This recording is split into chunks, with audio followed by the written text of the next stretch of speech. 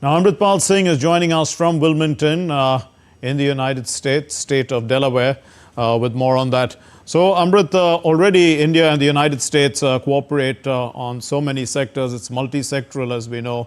And President Biden says he's fascinated that, every time he meets Prime Minister Narendra Modi, they find new areas of cooperation. Could you fill us in with some of the new areas?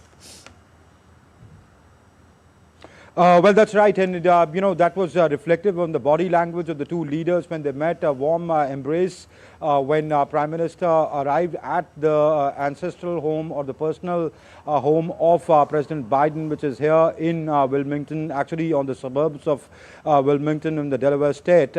So this meeting lasted over an hour where the two sides reviewed the entire gamut of the relationship. As you know, it's a comprehensive strategic partnership. The new areas that you asked, the stress was essentially on new and emerging technologies, especially cooperation, the need for increased cooperation in areas like semiconductors, in areas of quantum computing, in areas of exchanges between the two countries when it comes to students, when it comes to research, high-level research, and of course the need to increase the trade ties between the two countries, and also investments, especially in the sector of defense and defense manufacturing and co-production. Prime Minister Modi stressed the need for the two countries to build a case of jointly fighting climate change and the role of technology in that. And so we'll have to, look at this relationship, even though President Biden is hanging his spurs later this year, but at the end of this year. But this relationship, though, has a personal dimension to it, but goes beyond that. It is beyond Modi and Biden. It is really the strengthening of relations between India and the US that came out today at the bilateral meeting. Mark. Right. Amrit, we'll unpack some of what you said, but we are also joined by Dr. Swasti Rao, Associate Fellow at the Manohar Parrikar Institute of Defense Studies and Analysis. Thank you, Dr. Rao, for being with us. Put into context, the meeting so far is between President Biden and Prime Minister Narendra Modi, and the idea is that he's so happy that, I'm talking about Biden in his tweet, he says that there are new areas of cooperation every time they meet. How do you look at this, ma'am? As far as the new, first of all, good evening to you, Mark. And it's quite amazing how what kind of a momentum do we see in India-US relations? Because I think one of the things that needs to be underscored is that nobody could have imagined this 10 years ago. So I think what we need to do is that we need to sort of make sure that there is consolidation. So of course, one of the key objectives of this, not just the Quad meeting, but also the bilateral, the US-India bilateral, is to also consolidate, what the two sides have done, especially in the last 10 years. That's one. And the other thing is to also look continuously for newer areas of convergence, because, there is this one thing that we all need to understand, that no two states will have a perfect convergence of views or of strategic interests, right? There would always be the divergences. The idea of foreign policy coordination is to basically expand the convergences and minimize the divergences. And one of the key ways in which you sort of take that forward is by the right framing of, these strategic convergences. And how do you do that? You do that by sort of, making sure that the relationship evolves. So I guess that perhaps is the intent of where what President Biden meant when he said that newer areas. And I think before Prime Minister Modi went there, and correct me if I'm wrong, but of course I did read it, that India and the US are looking at least two agreements. So I would perhaps expect that, we would have some new kind of an overture in the space domain, because India has signed on the Artemis Accords. If you know, the Artemis Accord is a multilateral kind of a mission that the US has for the moon moon. I mean, Artemis is another name for moon. And this has been unusual on the Indian side, Mark, to be honest, because India is not really known to sign on these kind of multilateral initiatives, which are especially led by the US. India would be very conservative.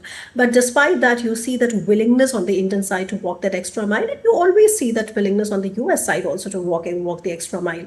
Apart from that, I would perhaps also think of, more maritime domain convergence, because undersea domain awareness has been one part of our defense industrial roadmap, which was signed in June 2023.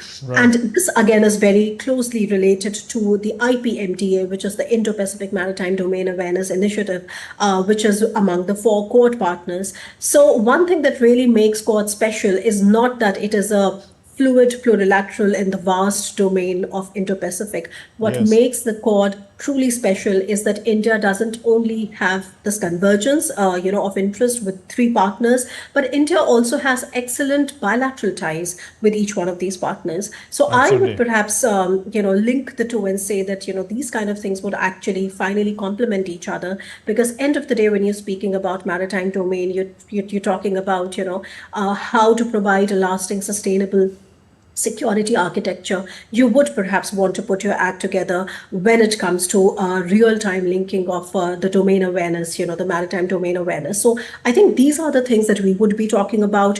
I honestly do not see too much development, say, for example, on the trade issues, because everybody knows that President Biden is going to be to step down in a few months. Yes, so I would probably not see anything like that. But things which have enjoyed the bipartisan consensus in the US towards India. Yeah. We'll turn once again to Amrit. Amrit, you did mention about trade and investment. You talked about defense, security, critical and emerging technologies, clean energy, space. These are all areas that were discussed. Now, when we look at the continuation of policy, because as Dr. Rao has been saying, there's that, and you have been mentioning as well, that Biden is demitting office. In this context, is there some sort of a hope that is being addressed in this meeting that this relationship is moving in a particular direction, that even the next administration, whichever side, will take it at that pace forward? Yes, the relationship has got institutionalized in the sense that individuals do not really cast that much of a shadow. Yes, there is personal agency in any relationship, but it goes beyond that. It's basically when nations agree to cooperate, it's convergence of interest. So it's really in the mutual interest of India and the United States to cooperate in the areas that you mentioned.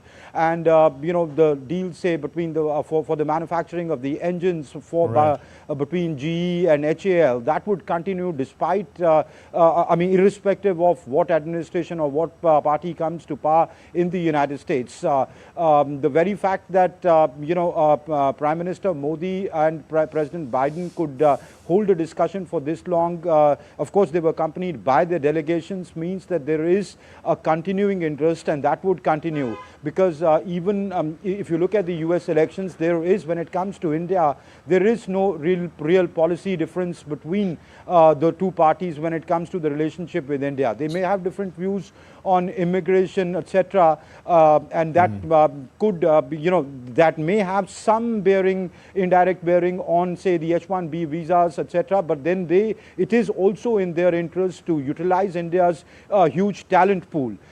They have, of course, their domestic economics to take care of. So I think, but the value that, say, the Indian diaspora brings here, or the Indian immigrants bring here, they do realize that. And I think this relationship, to answer your question, goes beyond President Biden or any particular president, person who takes office here in the United States.